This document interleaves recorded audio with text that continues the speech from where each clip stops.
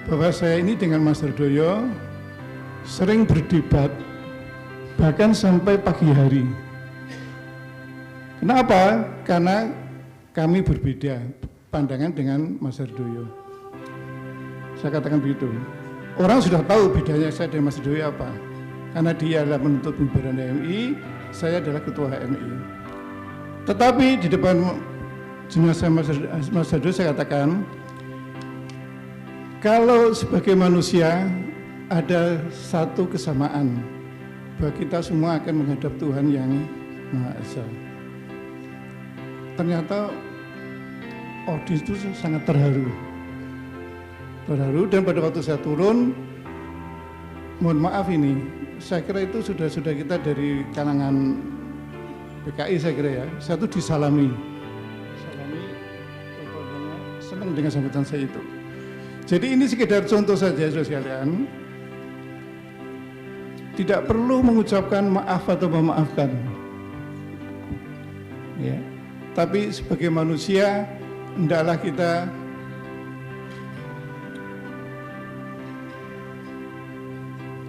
mencegah peristiwa seperti itu tidak boleh terjadi lagi. Tidak boleh terjadi lagi. Karena itu saya menulis sebuah buku, judulnya adalah Di Balik Tragedi 65. Ini dua penerbitan sudah tidak ada lagi. Tadi saya tanya penerbitnya sudah habis, ya insya Allah akan terbit catatan yang ketiga. Dan di sini saya minta Mas Haritsan ikut memberi catatan. Mengapa? Karena Mas Haritsan inilah PMKRI yang membela HMI pada waktu HMI dibubarkan dengan tegas gitu. Jadi persahabatan kami dengan Mas Haritsan ini tidak hanya sekedar, bayangkan dia PMKRI Katolik, saya HMI, kok bisa bersahabat? Karena punya nilai-nilai yang sebenarnya universal terhadap apa yang baik dan buruk dan lain sebagainya. Jadi inilah barangkali saudara sekalian secara singkat yang ingin kami sampaikan. Ya, saya tidak tahu apakah nanti usulnya saudara Aswi yang disetujui. Kalau nanti dapat kompensasi, Mas, tolong kompensasi untuk saya juga dihitung. Jangan lupa itu, ya. Karena saya tambahi, Pak Moderator ya, yang belum diceritakan, gara-gara ini saya tidak lulus ujian dokter.